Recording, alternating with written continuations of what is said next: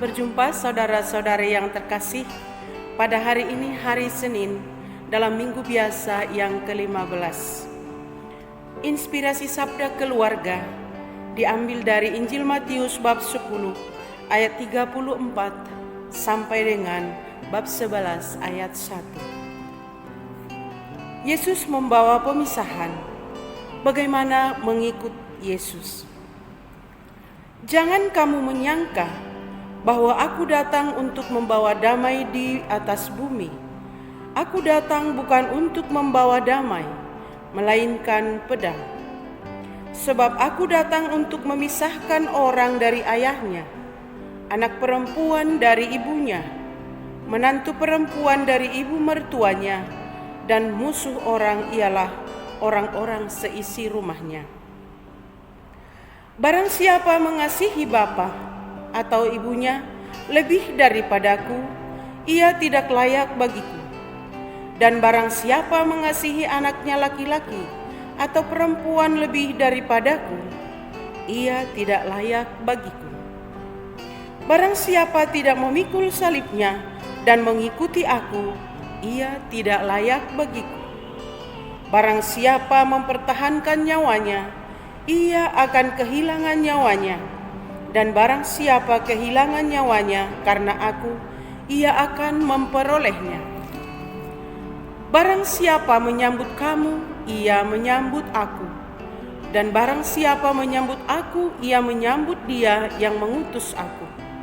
Barang siapa menyambut seorang nabi sebagai nabi, ia akan menerima upah nabi.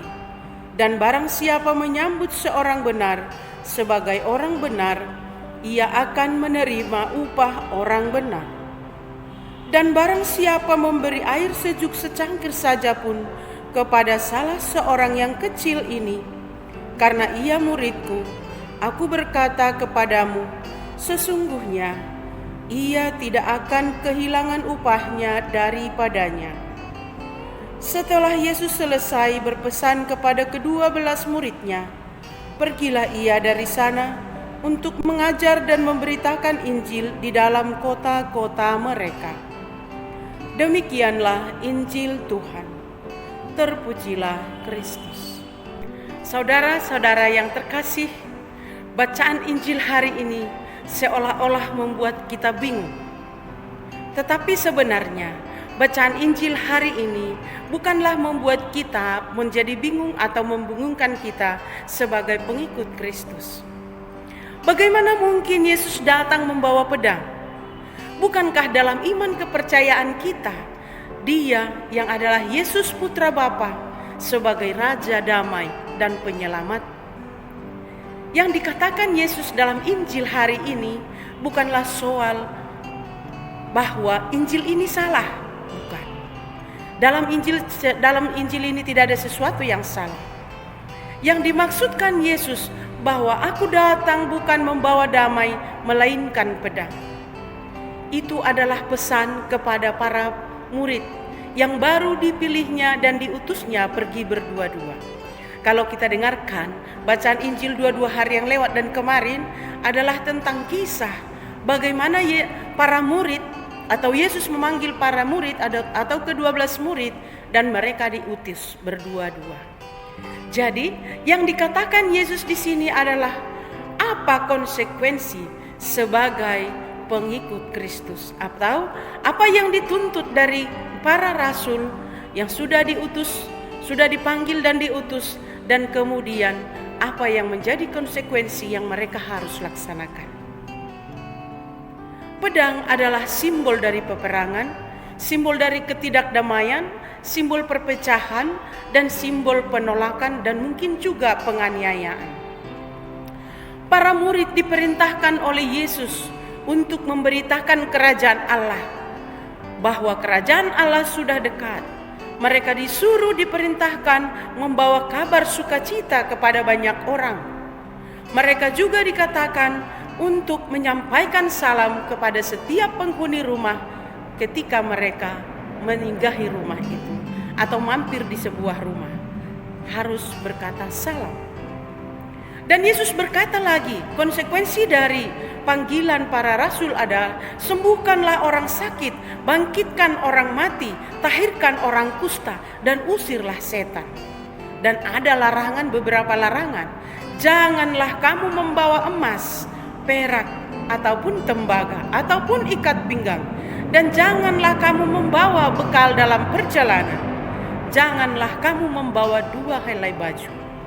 Yang mau dikatakan di sini adalah ada banyak yang harus kita laksanakan atau dilaksanakan oleh para rasul yang juga sampai kepada kita sebagai pengikut Yesus. Jangan membawa emas, perak, dan tembaga, atau jangan membawa bekal. Merupakan sebuah perjalanan yang sederhana, yang tidak mengandalkan dunia, yang tidak mengandalkan materi, tetapi mengandalkan bahwa Yesus selalu menyertai perjalanan para murid. Demikian juga bagi kita dewasa ini. Kata Yesus, "Aku datang bukan membawa damai, melainkan pedang.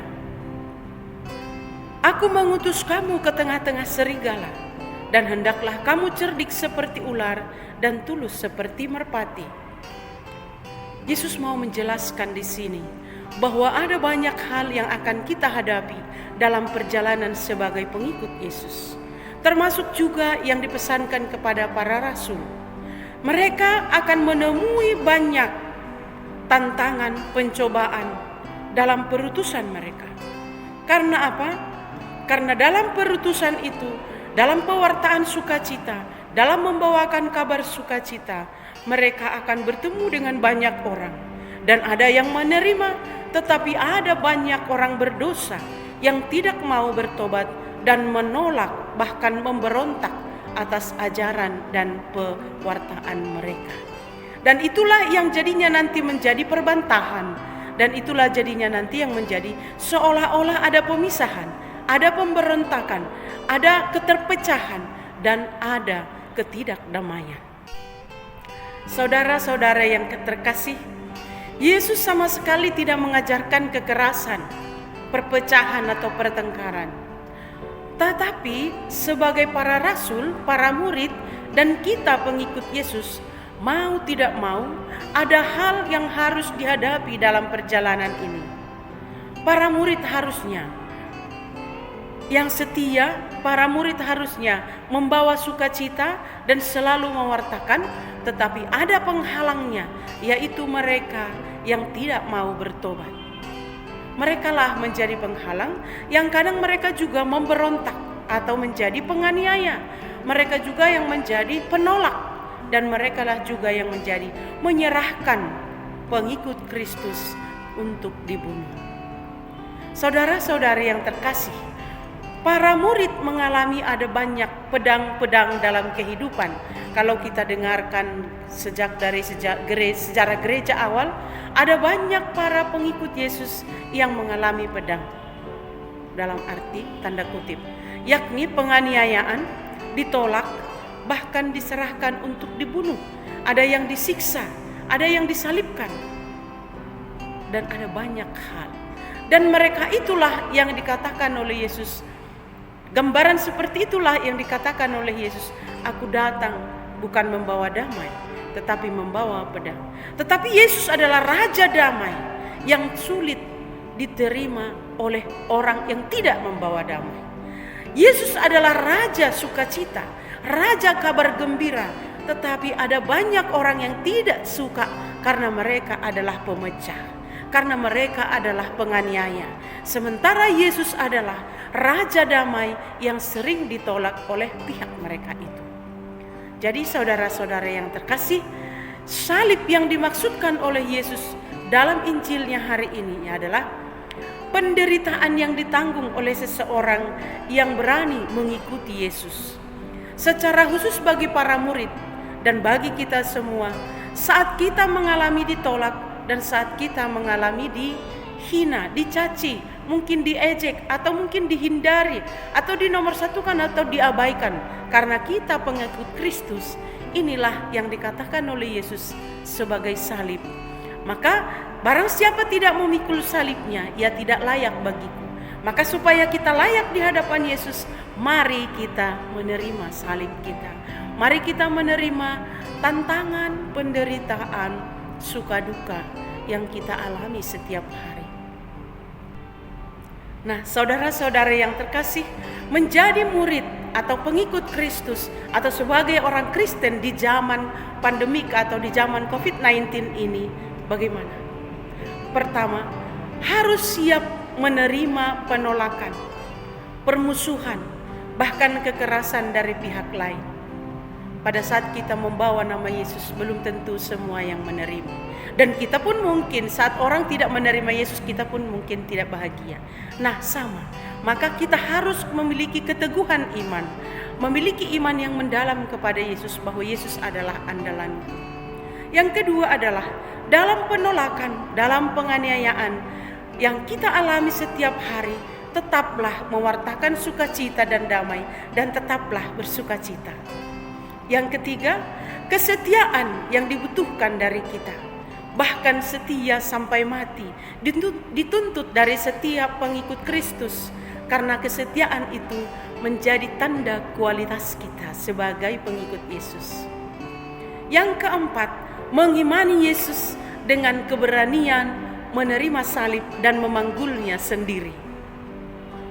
Tentu dengan mengandalkan juga rahmat dan anugerah dari Yesus.